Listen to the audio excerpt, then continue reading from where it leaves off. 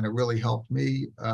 And my relatives right now have COVID, and they are using that drug to ameliorate some of the symptoms. So please stay tuned and please stay vigilant. We need to open up the economy and keep on this track. And the only way we're going to do that is to fight this pandemic. So let's get the show on the road. I see we've joined Twitter Live, YouTube Live, and Facebook Live. We're going to have fun. So welcome to the Nonprofit Report, your update on nonprofit organizations, issues, and leaders. I'm your host, Mark Oppenheim, and today we'll be highlighting camps for kids who are coping with serious illness or disability with special guests.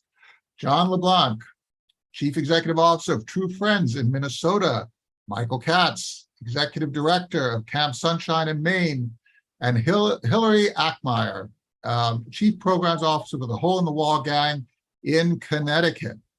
And a reminder, Zoom attendees, that we'll take 3 snap polls during the show and we'll announce results. And your questions submitted to the Q&A function at the bottom of your screen will be included in our discussion. So thank you all for joining us. This is just wonderful. We're gonna talk about campfires, games, cabins, silly songs. So camp is just great. Camp is just a joy, and everybody deserves to go to camp. And the fact is that kids who have serious illnesses, might be immunosuppressed, might have particular special needs based on physical disability or other types of challenges. We need to shape camps for those youngsters, and increasingly for adolescents and adults, as we become much more sensitized to the needs of people who live with these illnesses, live with these conditions as they get older. So John, let's start with you at True Friends. Could you talk a little bit about the True Friends experience and what you do that is special? We're going to go around the virtual table and talk about that, but then we're going to delve very deeply in a number of issues. But John, tell us about True Friends. Thanks, Mark, and hello, everyone. True Friends is an organization that runs 4 locations in Minnesota, and you're all welcome to join us and see our locations should you be in Minnesota. But we run 4 locations dating back to 1925, and they're located throughout the state. We find most of our success and popularity are the locations that are closest to the metropolitan area of the Twin Cities. We offer all types of programming and activities. Mark, you talked about campfires and s'mores and swimming and fishing and all those traditional activities. We do our best to be as accessible to all, regardless of limits. And we have a team of people that really refuse to see limits. And so in addition to that, camp is not for everyone. So we also have adventure trips and travel trips as well. And so we're looking forward to starting that as we grow out of the pandemic. And we're going to talk about how your staffs actually shape the experience with reference to expert knowledge and how to actually create this sort of seamless experience with as little seeming effort as possible, but there's a lot of effort behind the scenes. But let's just quickly continue with Michael, Camp Sunshine. Tell us a little bit about the main experience of Camp Sunshine. Sure. Well, Mark, appreciate the opportunity to get in front of your viewers here today, and delighted to be with Hilary and John and representing their 2 amazing organizations. So thank you for that, first off. At Camp Sunshine, our mission is to provide retreats that combine respite, recreation, and support for children with life-threatening illnesses and their whole families, so that the whole family comes to camp. We try to make our camp sessions, at least in a traditional year, the pandemic has thrown some curves at us, but in a traditional year, illness-specific sessions. So we serve children that have had brain tumors, cancer, sickle cell, lupus, renal disease, children that have undergone solid organ transplants. We even serve some rare orphan illnesses such as Fanconi anemia, diamond black fan anemia, dyskeratosis congenita, telomere biology disorders. So we try to give these families a resource where they can come and just be a family for a week. We're located in Casco, Maine, so we have the beautiful woods of Maine on Sebago Lake. So it's not only the camp program itself, but just a serene setting that help families heal and build a rapport in a community.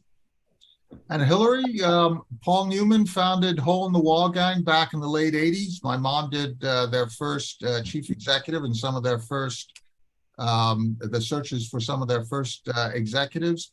Talk about this organization that was founded out of the idea and commitment of an actor and his wife, and how the organization has developed over the years to be one of the leaders in this type of program.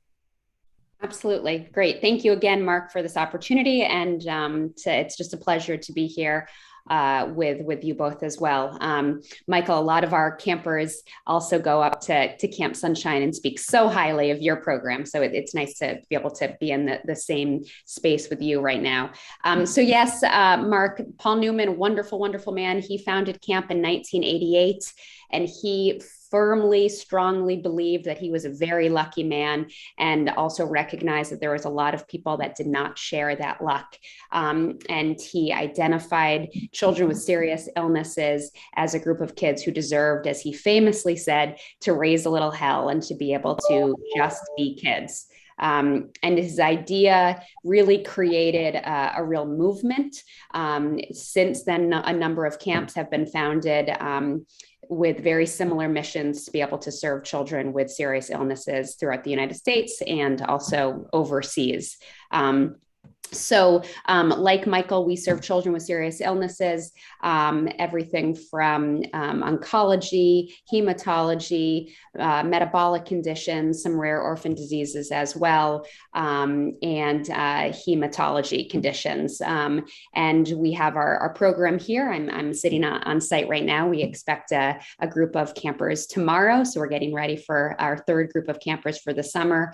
And then we also have year-round programs where we go into the hospitals throughout the Northeast and the Mid-Atlantic. And we bring that spirit of camp and healing bedside, as well as a community program where we bring camp to their home or to a local regional center. Let's talk a little bit about the actual experience of camp for the family, because in this particular case, you're dealing with all the things that anyone would deal with, but you're also dealing with anxieties, questions. You have this whole issue of bringing people together whose the major component that they have in common is a negative, right? And so you have to overcome that aspect very, very quickly in order to get into the normality of just being a person enjoying the experience. Could you each comment on how you bring people into your environment in a way that deals with all these valid concerns, but also inflects from concern into joy as quickly as possible, so that the experience itself is one of just memorable positives? John, you want to give it a go? I sure will. Yeah, it's amazingly complex. In addition to serving a variety of groups with the medical conditions that Hilary and Michael have mentioned, our core programming focuses on people with physical and developmental disabilities, requiring a very extensive application that includes a lot of healthcare information, in some cases behavioral information. And so that relationship really begins with the camper and the parents well in advance, with clear materials spelling out what can be expected. And then we have a customer relations team that begins working with that parent or caregiver almost immediately. In addition to that, we have about an 80% return ratios percentage. So we then benefit from the year over year deepening that relationship. And then you also have staffs that need to have these incredible array of competencies, right, Michael? Yeah, and that's, Mark, that actually gets pretty tricky with our community. We have a skeleton crew of year-round staff, and the way we execute the program is really through the help of volunteers. We bring in about, in a typical year, 90 to 100 volunteers per camp session, and usually run between 23 and 27 sessions a year, going through or utilizing between 2,000 and 2,500 volunteers. So some of these volunteers come with expertise, and we certainly try to plug them into those roles. But oftentimes the volunteers that we have here come in, we have our day of training. Many of them are in the nursing field or child life or social work, or by the time they leave camp, that's the direction that they want to go. So we do try to tap into that, but it gets very tricky as far as making sure that people are placed in the correct roles and utilizing their best skills. So no one is involved in this type of work for money, right? But everybody needs to get paid because they need to feed themselves, they need to pay rent and so on. How do you deal with that, Hilary? This whole idea of you have to have the right person with the right heart and the right commitment. You also have to figure out how to bring the resources to bear. How do you approach that whole issue with the hole in the wall gang? Yeah, well, it's a great point. And one thing that I want to add is that all of our services are completely free. So any family, any child, and I think this is the same for all of my colleagues here on the show as well.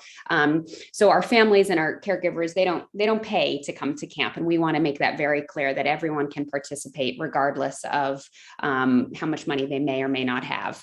And so we have to raise a lot of money, and so we're really fortunate that we have a wonderful team of fundraisers. A large development staff that is able to raise the money. Every dollar goes to a child, right? Yep. In a direct or an indirect way. It either ends up on their plate in terms of what they eat, or the treatment that they receive, or the experience that they have. Every single dollar, right? Every single dollar, every single cent. And it's not, as my colleagues would know here as well, it's expensive to be able to have our campers on site with all the medical care that is needed. We're very fortunate, again, similarly, that we do have a lot of volunteers and who are excited and committed to do this work. And I think that, goes to your question, Mark, is we have an incredibly dedicated community of donors as well as volunteers who really believe in this work and contribute. It really takes a village to pull this off, and we're so fortunate to have both that in our donors as well as in our volunteers and staff. A lot of and we're really proud of this, we have a number of our seasonal staff that come in year after year to work with our kids in the summer are also former campers. And so they really have, they've experienced firsthand the impact of camp and how it impacted their lives, and they are paying it forward. And so we have over a 35%, actually it's even higher this year, of our staff and volunteers have been campers and can really relate to our campers on a firsthand level. Now, in terms of the of your professional staff, you need people who keep the lights on, right? You need people who are going to sustain the organizations through the various seasons. And camps are traditionally viewed as summer experiences, which, 3, 4, 5 month experiences, and then they close down.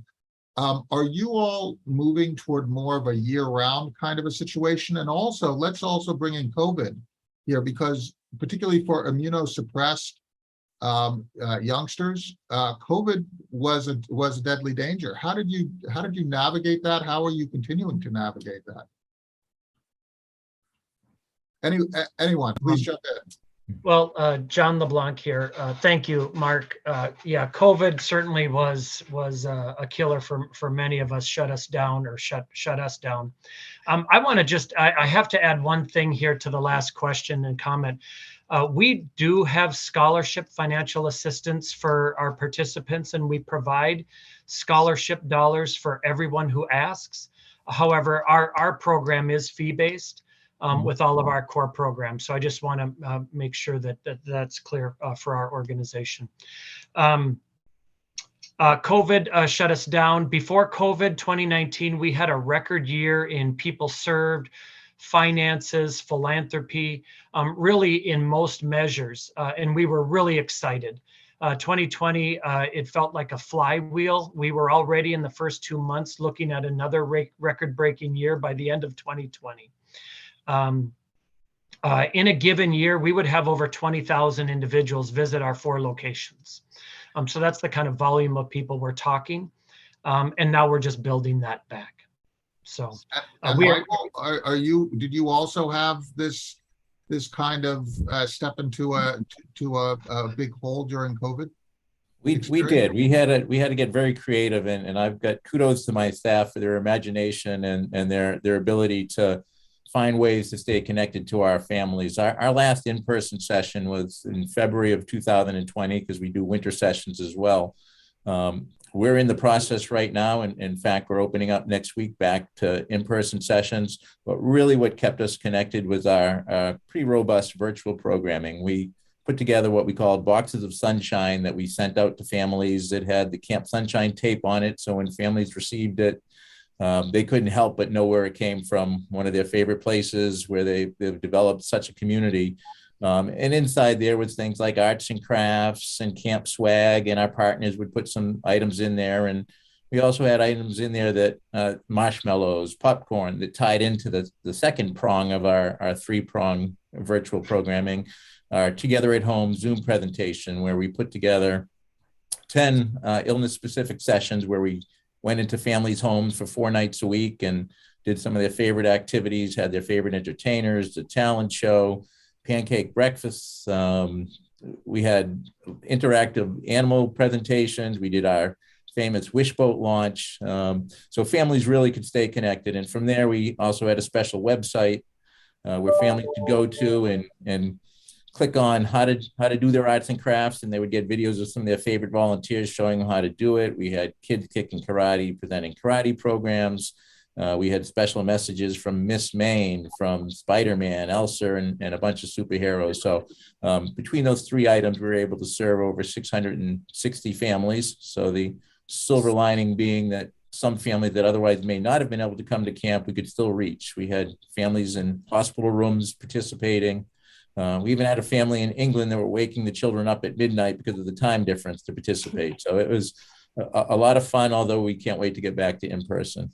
Well, that's great. I mean, it really does bespeak the creativity that everybody contributes to, right? These are not top-down organizations in the sense of all the ideas originate from some executive sitting in some place, right? The executives basically are enabling the frontline staff. You're holding the structure together so that the real heroes of your movement, the people who are actually providing the services, right, Hilary, that they can do their thing, they can contribute their ideas, as Michael just outlined during this sort of COVID time. How do you ensure that those people get the proper support, and how do you ensure that they remain energized year after year? Because this is a stressful kind of a role. There's a certain trauma that is also generated, particularly in people with a high level of empathy, where they're identifying with kids who have very serious illnesses that have very serious restrictions, some of whom will pass away. How does that work? How do you keep people coming back? It's great. It's a great point, and I think it's something that we have seen that level of burnout or stress really increase over the past several years. There's a lot of planning and prep and mental load that goes into what we do on a normal day, and then you add COVID on top of that, and it really does create challenges. I think that what COVID took away was for our frontline staff was like, finally, they're there together. They can see the kids' faces. They can see the laughter. They can see the magic coming together. And similarly, in 2020, we were not able to run any in-person programming and shifted everything virtual. Which was wonderful, and we were excited about it. But that feeling of being in the same space, in the same room, there's just nothing like that. And so we had to work really closely, provide services, mental health support to our staff, to our volunteers, really encourage that, maintaining that connection as much as possible. We were fortunate. We were able to start programming in the fall of 2020 with the ability to test folks and distance and masking. So we have been running programming, albeit very modified, since the fall of 2020. And we've just been amazed by the resilience of our staff and volunteers to roll with every pivot, every change along the way, and them being, really guiding the way with a lot of these shifts. We keep saying we're making lemonade out of a lot of lemons, for sure. It's interesting. We just had 2 polls. The third one is going on right now. It'll be very interesting to see the answers to that poll. The first poll was, do you know of these camps? And 90% said that they did. So you all have done a really good job of getting the word out. There's still that 10% who still need to be informed. And then we also asked how many people have acquaintances who have taken advantage of this. And about 50% said yes. Of course, we have a selected audience here. This next poll, and I'm really interested to see what the answers are here. What do you think are advantages of these unique camps? And the question is really going to be, in the time of COVID, how can we adopt? If the advantage that we generally deliver, it's a point that Michael made, and Hilary, you made it as well, that what is needed is that we have to figure out a way to bring as many of these advantages in a remote situation where we are kind of restricted, we're kind of bound from doing that in-person thing. But John, I'd like to come to you in terms of this whole question of how do you ensure that your staff is getting the proper care and that community continues, particularly during COVID, where people can't necessarily get together. Are you finding that you're investing more time and energy in sort of bringing people together and having the debriefs and having the discussions that help to form a community? Are you basically taking a modern approach to community building amongst your people, given the fact that you have very dispersed operations in 4 different camps going on throughout Minnesota? I'll tell you, I won't lie, it's been challenging, right? We have been, our summer camp programming did shut down in 2020. Our equine therapy just shut down for 2 weeks and restarted again in 2020.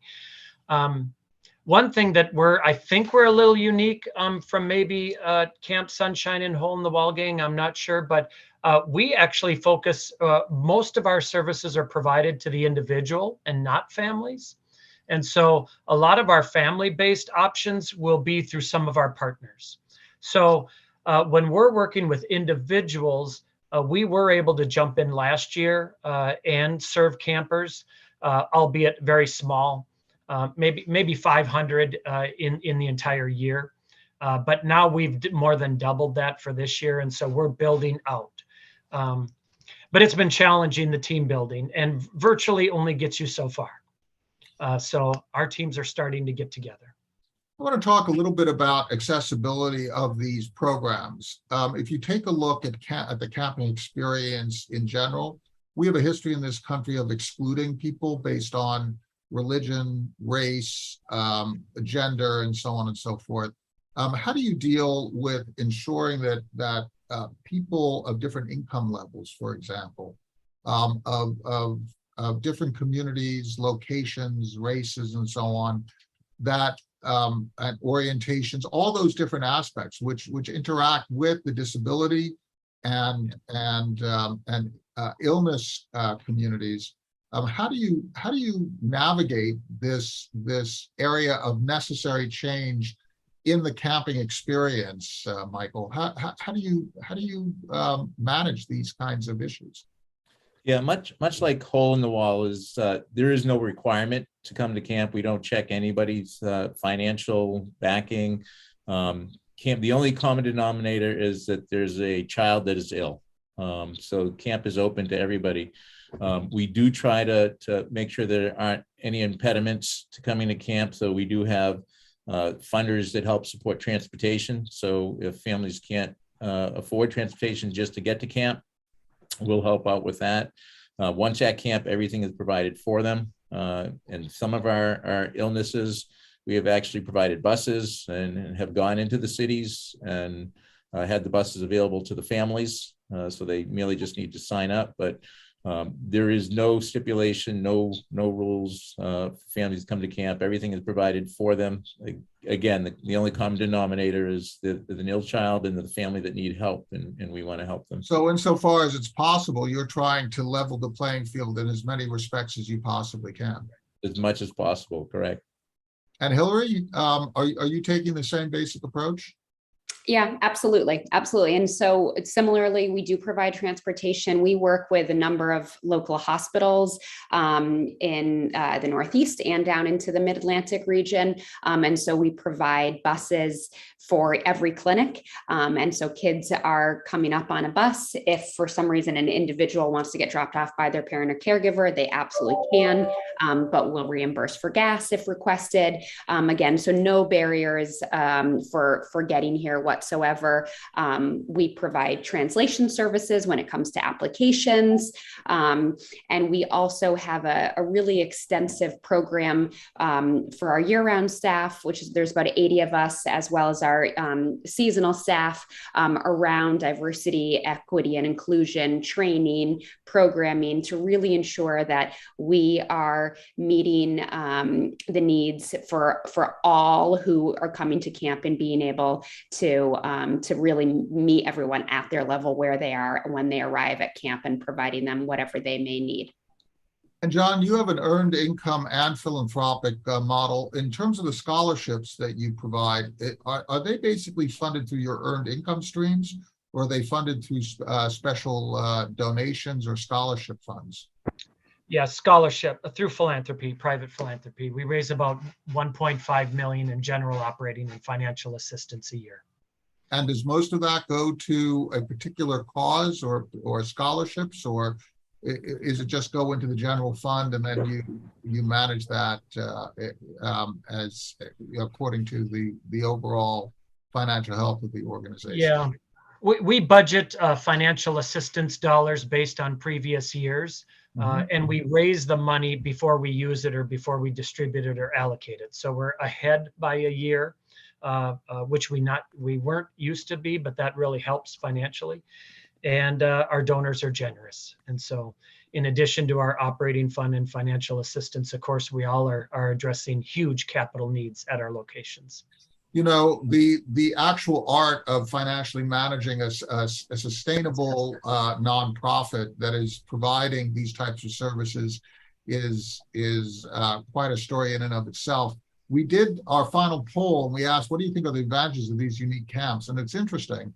We allowed people to only answer select one, and we got help kids forget their limitations and illness for a short time, bond with others, and give young folks the confidence to try new activities with a small response on the family side. But this is really about sort of creating an embrace and acceptance and normality for the young folks. Do you see that as part of the model that we should all be following in society, that we should actually not make your camp as much as an exception as it is? And as a matter of fact, in our working environment, we should be behaving that way. In our educational environment, we should be behaving that way. In our daily lives in cities, we should actually be emulating what you're doing and trying to come together to help those of us who are our neighbors who just are living in different circumstances. How do you feel?